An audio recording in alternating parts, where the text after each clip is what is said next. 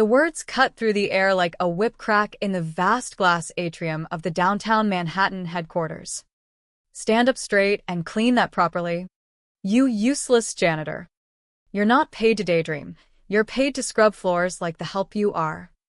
Eleanor Kessler's voice carried across the polished marble, echoing off the floor-to-ceiling windows that overlooked the Hudson River. She stood there in her tailored cream blazer, tablet in hand, pointing at a faint shadow near the baseboard that wasn't even dirt, just the play of afternoon light through the custom-tinted glass. I was Marcus Riley, 48 years old, still broad-shouldered from years of hands-on construction work in my early days. My face, once featured in Forbes covers, now hidden behind a day's stubble and a faded company polo that said facility support in small letters. I straightened slowly, not because she ordered it, but because my body remembered command presence from boardrooms long ago. The mop handle felt cool and familiar in my calloused hands. Around us, the prep team for the $250 million Series D pitch froze, junior analysts in crisp shirts, the head of investor relations clutching her notes, even two early arriving venture partners from Sequoia who had stepped out for a tour. No one spoke. The silence pressed in, thick with discomfort and the faint scent of citrus floor polish I'd applied myself that morning. Eleanor's son, Ryan Kessler, the current CEO, hovered nearby but said nothing. He avoided my eyes, pretending to check his phone. I had known Ryan since he was a wide-eyed associate fresh out of Stanford. Back when I was still calling the shots at Apex Financial Technologies, the fintech firm I'd bootstrapped from a Brooklyn garage startup into a unicorn valued at over $1 billion. That was before the sale 4 years ago. Before I signed the papers that transferred majority control but left quiet trapdoors in the fine print. Back then, the atrium didn't exist. We operated out of a converted warehouse with exposed brick and second-hand desks. I remembered sketching the building plans myself on napkins during late-night strategy sessions, insisting on sustainable materials and open sightlines that made employees feel valued. Now, those same sightlines exposed me as the invisible man pushing a cart of cleaning supplies. Eleanor didn't wait for a response. She turned on her heel, heels clicking sharply, and barked at a young coordinator about the placement of investor welcome packets. This place needs to scream innovation, not mediocrity. The coordinator nodded furiously, but I caught the quick glance she shot my way, pity mixed with confusion. Why didn't the janitors say anything? Why didn't anyone? I crouched again, guiding the buffer in smooth arcs, coaxing that marble to a mirror shine.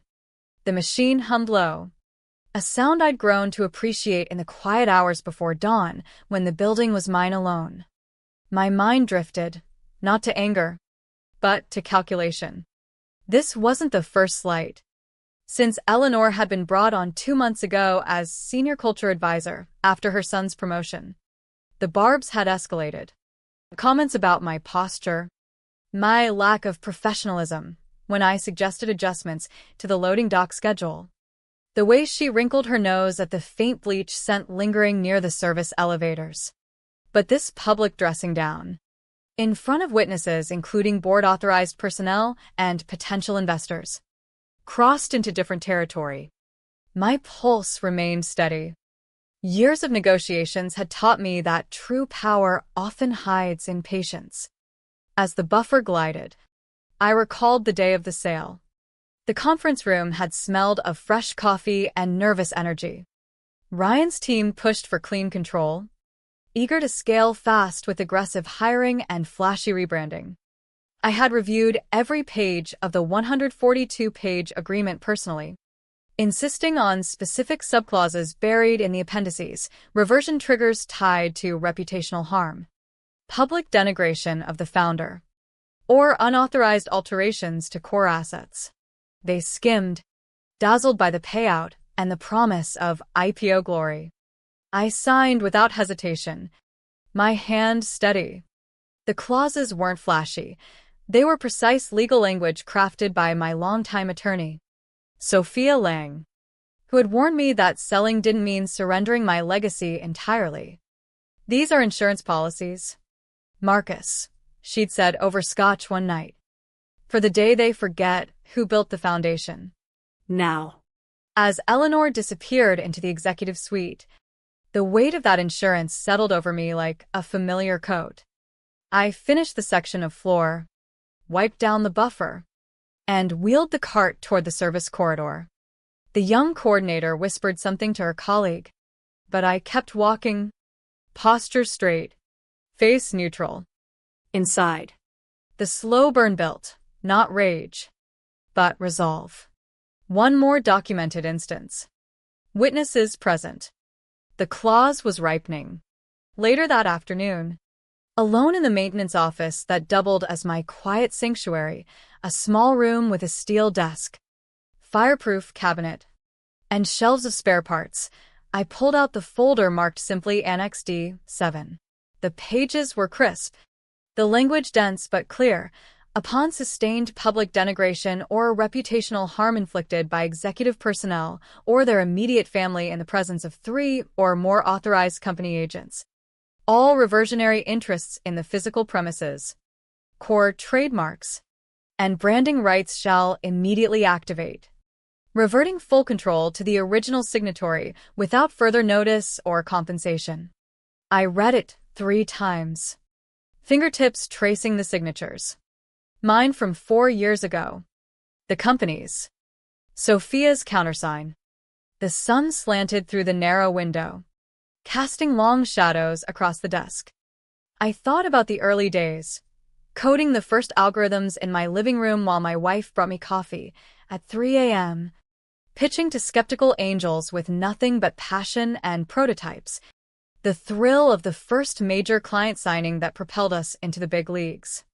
Those memories grounded me. This building wasn't just concrete and glass, it was the embodiment of sweat, risk, and vision they now treated as disposable. I reached for the secure line in my drawer, a burner kept wrapped in protective foil. "One contact, Sophia." She answered on the second ring. "Marcus." "This line means trouble." Her voice was calm, professional. I described the incident quietly, listing the witnesses, the exact phrasing, the context of the investor walkthrough. Silence on her end. Then the soft clack of keys. "That's 4 documented instances now. The clause is unambiguous. You're ready to pull the trigger?" I paused, letting the moment breathe. The hum of the HVAC system I'd personally overseen during retrofit filled the room. Yes. Courier protocol. Standby notice only at first. No escalation until confirmed. She confirmed the steps, her tone shifting to the precision of a surgeon. Copies to General Counsel, CO, and Board Secretary. Registered filings with the city registrar by end of day. This will ripple fast. Marcus. The building lease reverts. Trademarks freeze pending your approval. Are you sure about the optics? I looked at my reflection in the polished metal cabinet door, strong features marked by quiet strength.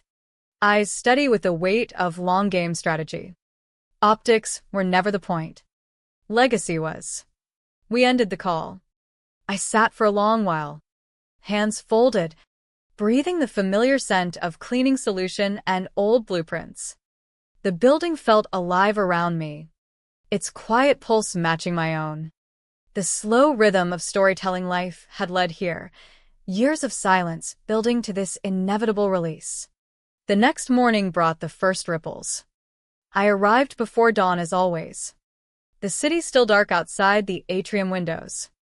The marble gleamed from yesterday's work, reflecting the emergency lights like a frozen lake.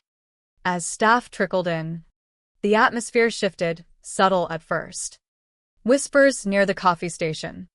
A junior developer glancing my way with widened eyes. Ryan Kessler looked pale during his usual stand-up, barking orders with forced confidence. Eleanor arrived at 9 sharp. Tablet in hand, ready for another round of culture audits. She didn't acknowledge me as I buffed a scuff near the reception desk, but I felt her gaze linger. The clause documentation was already in motion. Sophia's courier had delivered sealed packets to General Counsel overnight.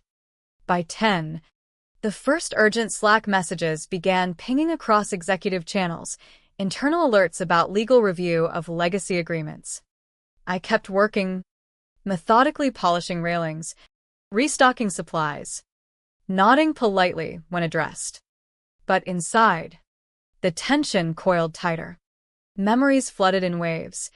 The night we closed our Series A in this very building's predecessor location, champagne flowing as engineers celebrated hitting profitability. I had toasted to the team, promising we'd never lose sight of our roots. Ryan had been there, clapping enthusiastically, never imagining he'd one day oversee the dilution of those roots. Lunchtime brought escalation. General Counsel, a sharp woman named Carla Ruiz, pulled Ryan into a closed conference room. Through the glass, I saw her slide the letter across the table. His face drained of color. Eleanor, waiting outside, paced with growing irritation. When Ryan emerged, he motioned her in. Voices rose briefly, hers indignant, his placating. This has to be a misunderstanding. He's just the maintenance guy. But the documents didn't lie.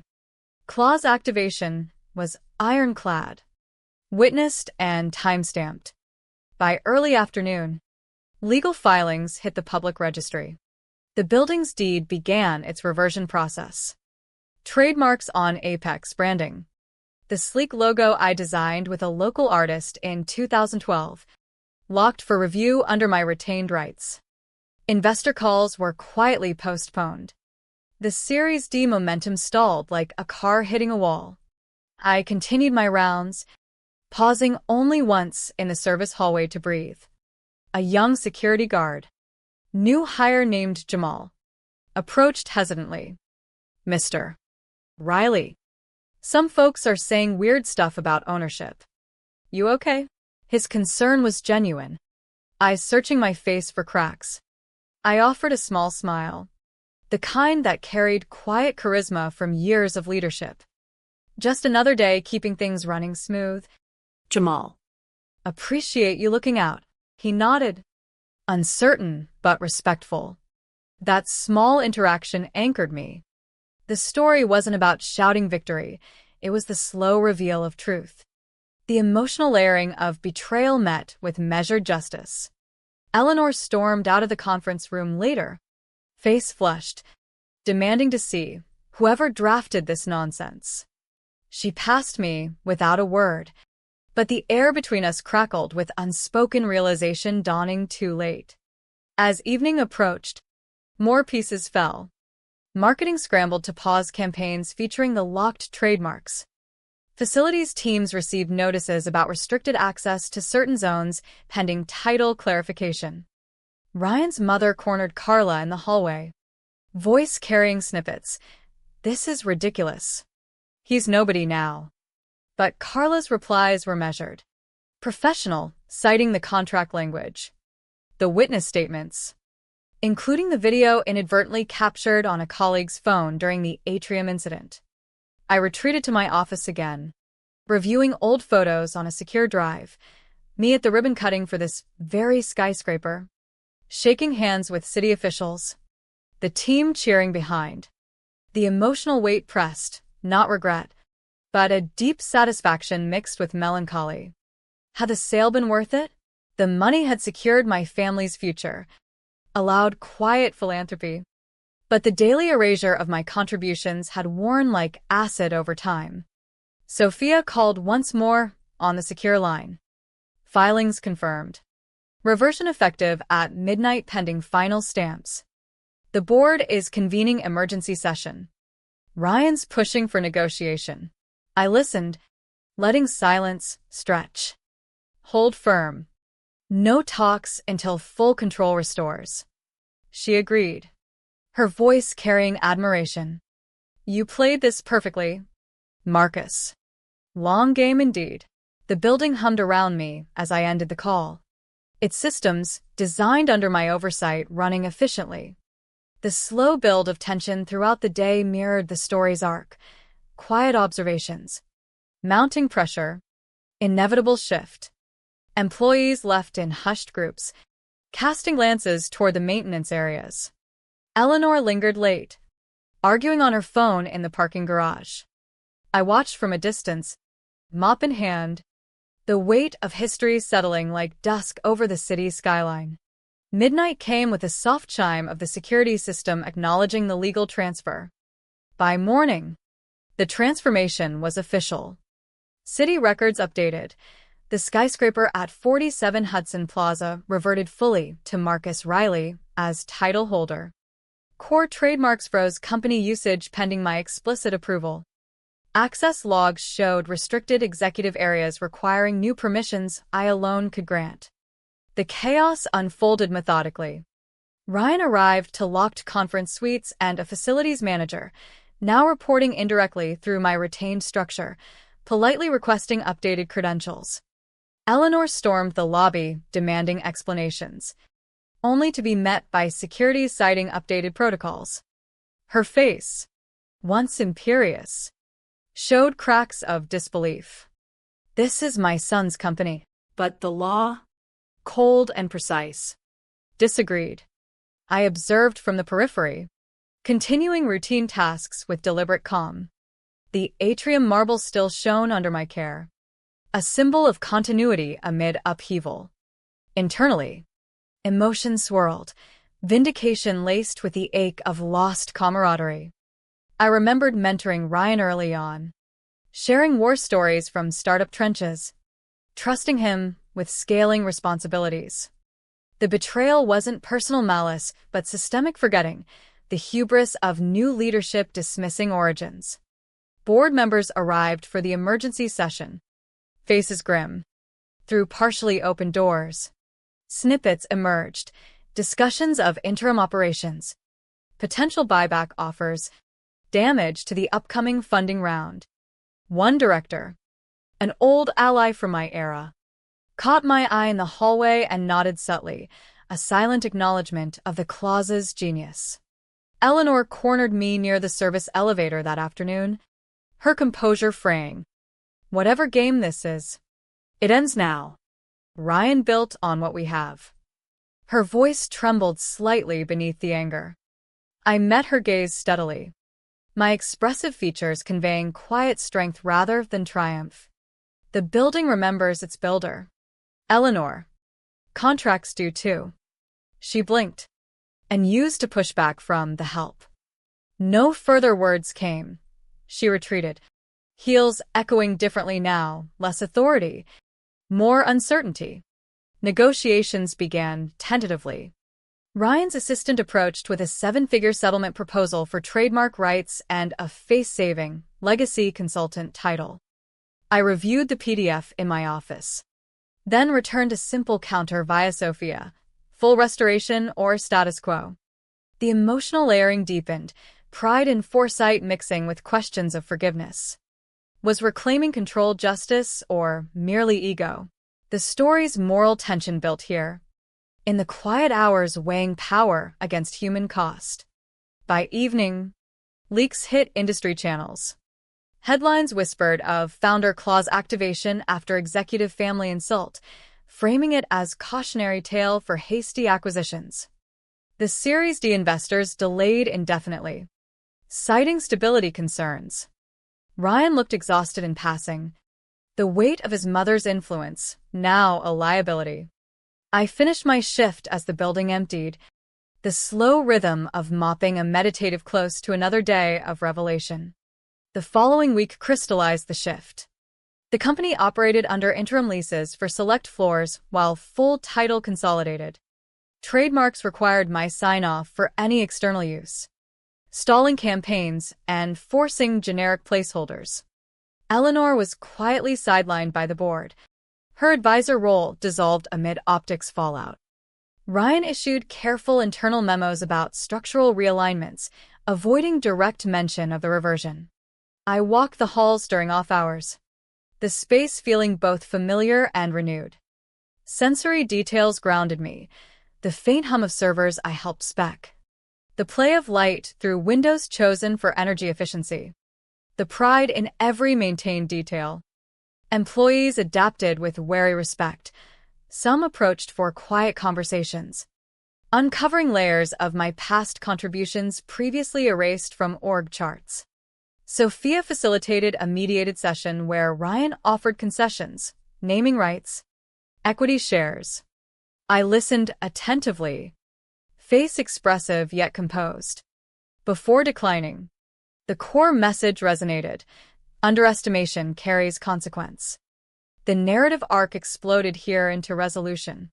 The bung no of reclaimed agency after prolonged dawnmen. Reflections on family surfaced in quiet moments, calls with my wife sharing the day's quiet victories. Her pride mirroring my own subdued satisfaction. The building's soul, once diluted, reasserted itself through retained control. 3 weeks later, the company announced relocation to a smaller midtown space, rebranding under new marks while Apex legacy remained protected under my oversight. The skyscraper stood quieter, leased selectively, its atrium a testament to enduring foundations. I visited periodically, maintaining personal rituals with the mop as meditation rather than duty. Eleanor departed without fanfare, her influence a faded echo. Ryan adapted, humbled but resilient, occasionally exchanging nods acknowledging mutual lessons. The story closed with lingering resonance in the gleaming marble reflections. Questions lingered about legacy's true cost, the ethics of silent power versus open confrontation, and whether justice always demands visibility or if quiet precision suffices. The city lights flickered on as I locked up one final evening. The weight earned, the silence profound. What remains when power rebalances? The answer echoes in polished floors and reclaimed deeds, a reminder that foundations, once laid, endure beyond memory or title.